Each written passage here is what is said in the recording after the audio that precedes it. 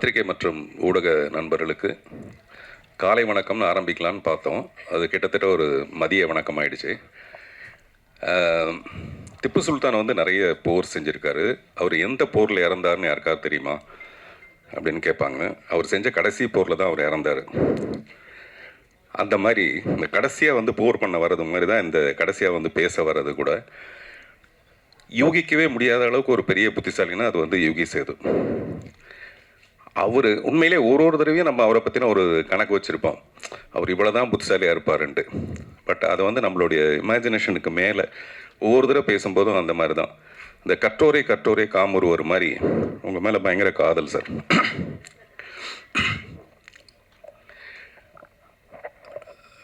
இந்த ஹேராம்னு ஒரு படம், கமல் சாருடைய படம். அந்த படத்தை பார்த்துட்டு ராதிகா போய் கமல் சார்கிட்ட கேட்டாங்களாம், இந்த படத்துக்கான தமிழ் ரைட்ஸ் எனக்கு கொடுப்பீங்களா அப்படின்ட்டு. ஹேராம்ங்கிற தமிழ் படத்தை பார்த்துட்டு கமல் சார்கிட்ட போய் ராதிகா மேம் வந்து இந்த படத்துக்கான தமிழ் ரைட்ஸை எனக்கு கொடுக்க முடியுமா அப்படின்னு கேட்டாங்களாம். அந்த மாதிரி ஒரு ஆங்கில படம் மாதிரி இருந்தது. அதுக்கு அடுத்தபடியாக இந்த படத்தை தான் சொல்ல முடியும். ஆங்கில படத்தில் கூட தப்பி தவறி ஏதாவது ஒரு 10-12 தமிழ் வார்த்தைகள் வந்திருக்கலாம் போல இருக்குது. இதில் ஒரு 5 வார்த்தை தான் வருது தமிழ் வார்த்தை. மீது எல்லாமே அப்படியே ஒரு இங்கிலீஷ் படம் பார்த்த மாதிரி இருந்தது. 1982 பால் நியூமேன் பண்ண ஒரு படம் ஒன்று, வெர்டிக்ட்னு ஒரு படம் இருக்குது. நேற்று நைட்டு நான் வந்து இந்த படத்தை பற்றி ஏதாவது பேசலாங்கிறதுக்காக போட்டு பார்த்தா அந்த படம் வந்தது. இந்த படத்தோட ட்ரெய்லரும் அந்த படமும் வந்தது. கிட்டத்தட்ட 2 படம் ஒரே மாதிரி தான் இருக்குது. நான் சொல்கிறது கண்டென்ட் சொல்ல, கதையை சொல்ல, இந்த மேக்கிங் ஒரு இங்கிலீஷ் படம் மாதிரியே இருந்தது. அதுக்கு மேலே பாராட்டுறதுக்கு யுகி சேது வந்து அதை புட்டு வச்சுட்டாரு. அதனால் அந்த சைடு நான் போகவே தயாராக இல்லை. அதில் வந்து எவ்வளோ டெக்னிக்கல் எக்ஸலன்ஸ் இருந்தது அந்த மாதிரி விஷயங்களை சொல்கிறதுக்கு. இந்த படமும் எனக்கு வந்து ஒரு டைட்டானிக் மாதிரி.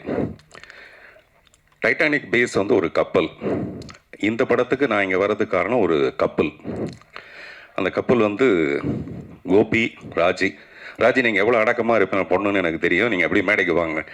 ஏன்னா கோபி சொன்னார், நான் வீட்டுக்கு போக முடியாது சார், நான் பேசும்போது ராஜி பேரை சொல்ல மறந்துட்டேன், அதனால் கொஞ்சம் எப்படி இருந்தால் நான் காப்பாற்றுங்கன்னு. நிஜமாகவே ராஜி நீங்கள் மேலே வாங்க, கோபி 2 பேரும் வாங்க சார், எனக்கு கொடுக்குற அந்த புத்தகத்தை கொடுங்களேன், எனக்கு கொடுக்குறதா இருக்குது. அந்த நல்லா பேசினா தான் கொடுப்பீங்கன்னா அப்படி கொடுக்க முடியாது, எனக்கு இப்போயே கொடுத்துருங்க.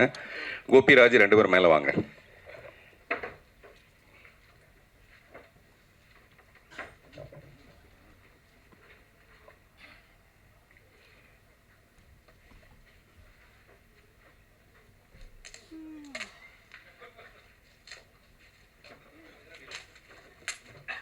மேடையில் நிற்க வச்சு கலாய்க்கிறது பெரிய விஷயம் இல்லை. ஒரு மனைவி வந்து ஹஸ்பண்டுக்கிட்ட சொல்லியிருக்காப்புல, என்னையா நீ பாட்டில் வேலைக்காரி குளிக்கும் போது நீ போய் எட்டி பார்த்துருக்க, அதெல்லாம் தப்பு இல்லையா அப்படின்ட்டு. அந்த ஹஸ்பண்ட் வந்து, இல்லைல்லம்மா நீ நினைக்கிற தப்பாலாம் நினைக்காத, உன்னுடைய சோப்பையும் உன்னுடைய ஷாம்பையும் வேலைக்காரி யூஸ் பண்ணுறதா நான் கேள்விப்பட்டேன், ஒரு டவுட் வந்தது, உண்மையிலே அவள் அப்படி யூஸ் பண்ணலான்னு தெரிஞ்சுக்கிறதுக்காக தான் போய் பார்த்தேன். நான் 2யும் பார்த்தேன், கரெக்டாக இருக்குது, அது 2மே வந்து அவங்க சொந்தம் தெரிஞ்சுது எனக்கு அப்படின்ட்டு. வாங்க, வேலைக்காரின்னு டக்குன்னு வரீங்க பார்த்தீங்களா, வாங்க. வீட்டுக்கு போகணுன்னு பயம் வந்துடுச்சு. ஏன்னா ராஜி பேர் சொல்ல மறந்து போயிட்டார். ஆமாம், ஏன்னா ஆமாம் அவங்க 2 பேருக்கு ஒரு வாட்டி வீசா ரிஜெக்ட் ஆகிடுச்சு. என்னடான்னா கோபியோடைய பாஸ்போர்ட்டில் ஃபோட்டோவில் ராஜியோட ஃபோட்டோ இல்லையா, அதனால் ரிஜெக்ட் ஆகிடுச்சு. அதனால் ராஜி உங்களையும் பாராட்டு, சாரி மன்னிச்சிடுங்க, சாரி.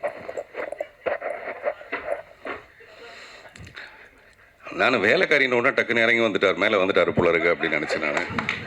இல்லை நீங்கள் நல்ல வேலைக்காரன், அதுக்காக. நீங்கள் ஷாம்புன்னு வேறு எதாவது வந்தது எனக்கு,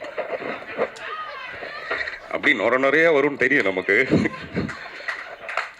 இல்லை எதுக்காக சொல்ல வரேன்னா, இந்த மாதிரி ஒரு சமாளிக்கிற புருஷனுக்கு நடுவில் நேற்று நான் கோபிக்கிட்ட சொன்னேன், சார் நான் வந்து இந்த படத்தோட ட்ரெய்லர் எனக்கு அனுப்புங்க பேசுகிறதுக்காக. நான் மெசேஜ் அனுப்பிச்சேன், அவர் கேட்கல, தெரியல.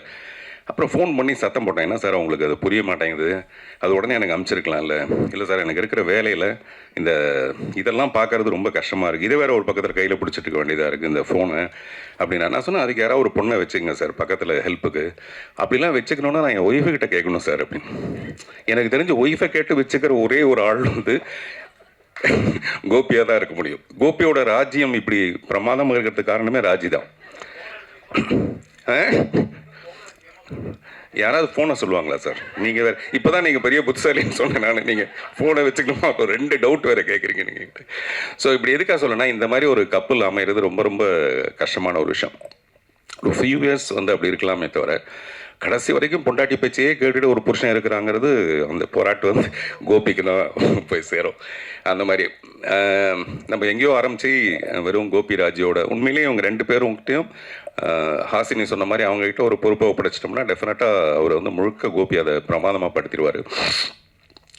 சில பேர் படுத்திடுவாங்க, பட் இவர் பிரமாதப்படுத்திடுவார்.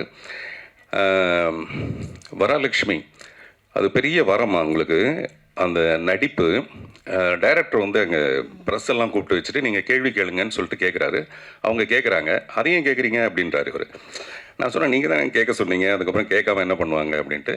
அதில் அவர் சொல்கிறாரு, ஒரு டேக் வந்து ஒரே டேக்கில் ஓகே பண்ணிட்டாங்க, ஒரு ஷாட்டை ஒரே டேக்கில் ஓகே பண்ணிட்டாங்க. இந்த படத்தில் நிறைய ஷாட் இருக்குது, அது ஒரு டேக்கில் ஓகே பண்ணிட்டாங்க.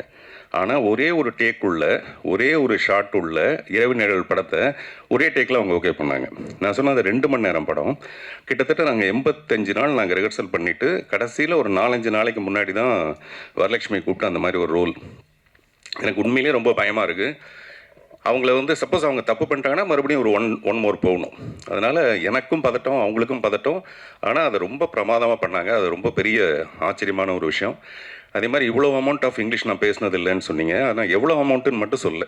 இந்த படத்துக்கு இவ்வளோ அமௌண்ட் வாங்கினேன் அப்படின்னு கூட சொல்லலை நீங்கள். அது வந்து ப்ரொடியூசர் கொஞ்சம் அதிகமாக கொடுத்துருப்பாருன்னு நினைக்கிறேன். அப்புறம் ப்ரொடியூசர் வந்து ரொம்ப நிஜமாகவே ரொம்ப அண்டர் ப்ளே பண்ணியிருக்கீங்க நீங்கள். வழக்கமாக ப்ரொடியூசர் நடிக்கிறதுக்காக தான் நிறைய படம் எடுப்பாங்க. அப்படி இல்லாமல் இந்த படத்துக்குள்ளே நமக்கு என்னவோ அதை மட்டும் நம்ம பண்ணலான்றதும், அப்புறம் யுகி சேது மாதிரி ஒருத்தர் நீங்கள் உண்மையிலேயே நல்லா நடிச்சிருக்கீங்கன்னு சொல்கிறதும் பெரிய ஆச்சரியமான ஒரு விஷயம். நானும் அவரும் சில நேரத்தில் போய் சொல்லுவோம், பட் இந்த மேடையில் அப்படி போய் சொல்ல விரும்பலை. அதே மாதிரி சுஹாசினி மேம் அவங்களுடைய நடிப்பை பற்றி எல்லாரும் பேசுவாங்க. ஆனால் ஒரு அழகின்ற ஒரு திமிரு இந்த உலகத்திலே ரொம்ப அதிகமாக உள்ளது வந்து சுஹாசினிக்கு மட்டும்தான். பார்த்திபன் எனக்கு இன்றைக்கி 50 வயசு பார்த்திபன் அப்படின்னு எனக்கு ஒரு ஃபோன் பண்ணி சொல்லுவாங்க, எனக்கு இன்றைக்கி 50 வயசு அப்படின்னு. நீங்கள் யோசிச்சு பாருங்கள், எல்லா பெண்களும் ஒரு 28 வயசுக்கு அப்புறம் வயசை மறந்துடுவாங்க, நம்பரை மறந்துடுவாங்க, சொல்ல மாட்டாங்க. 50 வயசுலேயும் ஒரு பெண் வந்து எனக்கு 50 வயசு ஆகிடுச்சுன்னு சொல்லணும்னா அப்போ தன்னுடைய திமிர் மேலே எவ்வளோ பெரிய ஒரு அழகு இருக்கணும்.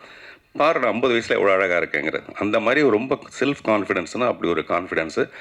எனக்கு மணிரத்னத்து மேலே லவ், மணிரத்னத்துக்கு சுகாசினி மேலே லவ். A=B, B=C, தென் A=C.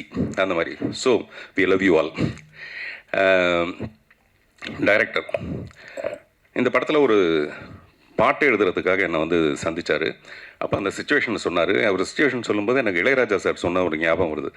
இளையராஜா சார் ஒரு மேடையில் சொல்கிறாரு, கண்ணதாசன் வந்து உட்காந்துட்டாராம். அந்த டைரக்டர் வந்து சுச்சுவேஷன் சொல்கிறாரு. சொல்லும்போது கண்ணதாசன் வந்து அப்படின்னு துப்புறாராம். அவர் சுச்சுவேஷனுக்காக, அவர் டைரக்டர் சொன்ன சுச்சுவேஷனுக்கு துப்புறாரா இல்லாட்டி உண்மையிலே வாயில் போட்ட வெத்தலை பார்க்க துப்புறாரான்னு தெரியலன்ட்டு ராஜா சார் ஒரு ஜோக் அடிக்கிறாரு. அந்த மாதிரி சம்டைம்ஸ் வந்து அந்த சுச்சுவேஷன் அப்படி இருக்கும் பொதுவாக. பட் ராஜா சார்ட்ட நீங்கள் என்ன சுச்சுவேஷன் சொன்னாலும் பிரமாதமாக தான் பாட்டு போடுவார். சிட்டுக்குருவின்னு ஒரு படம் 8 சாங்கு ஹிட்டு.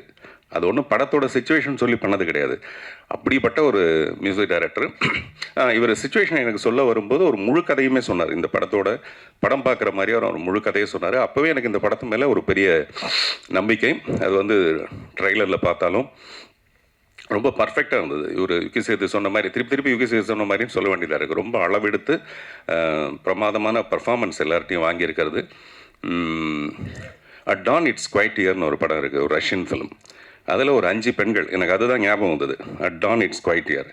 நானும் உங்களை மாதிரி ஏதாவது 2-3 பேரெல்லாம் அப்படி சொல்லலான்னு, இல்லாட்டி மரியாதையாக இருக்குது அதில் நம்ம வந்து கடைசியாக பேச வச்சுருக்காங்க அப்படின்ட்டு. ஸோ அந்த படத்தில் ஒரு 5 பெண்கள் பிரமாதமாக நடிச்சிருப்பாங்க. அந்த மாதிரி இந்த படத்தில் இருக்கிற இந்த 5 முகங்கள். அப்புறம் இந்த படத்தை பற்றி பாராட்டுறது, நம்மளே அதை பற்றி நிறைய சொல்லிகிட்டு இருக்கிறதுக்கு பதிலாக டெஃபினட்டாக நீங்கள் ஒரு நல்ல வேர்டிக்ட் இது கொடுப்பீங்கன்னு நம்புகிறோம். பொதுவாகவே இப்போ படங்கள்லாம் வந்து it may release, it may not ரிலீஸ்னு ஒன்று இருக்கும். மே ரிலீஸ், மே நாட் ரிலீஸ்னு. அப்படி இல்லை, இந்த படம் May 30th அன்னைக்கு ரிலீஸ். வாழ்த்துக்கள், நன்றி. இதுதான் நான் சொன்னேன் பார்த்தீங்களா, 50 வயசுக்கே அந்த கொழுப்பு, அந்த திமிருன்னா 63 வயசுக்கு நிஜமாகவே அது நிறைய பெண்கள் தெரிஞ்சுக்க வேண்டிய ஒரு விஷயம். ஒரு பெண்ணோட அழகுன்றது நம்ம நினைக்கிறோம் இந்த பெண்ணோட அழகு இதோட முடிஞ்சிருதுன்னு. அப்படி கிடையாது. ஒரு பெண் தன்னுடைய அழகை அறிவாக மாற்றலாம். ஒரு 30 வயசுக்கு மேலே அதை அறிவாக மாற்றிடலாம். சுஹாசினிக்கு இருக்கிறதெல்லாம் அவங்களுக்கு அந்த மாதிரி தான். அந்த அறிவை கூட நம்ம அன்பாக மாற்றிட்டோம்னா கடைசி வரைக்கும் இருக்கலாம். அதுக்கான உதாரணம் வந்து மதர் தெரசா அவர்கள். அந்த மாதிரி ஒரு பெண்ணோட அழகுன்றது அளவிட முடியாத ஒன்று. 63 வயசில் அது அளவிட முடியாதது.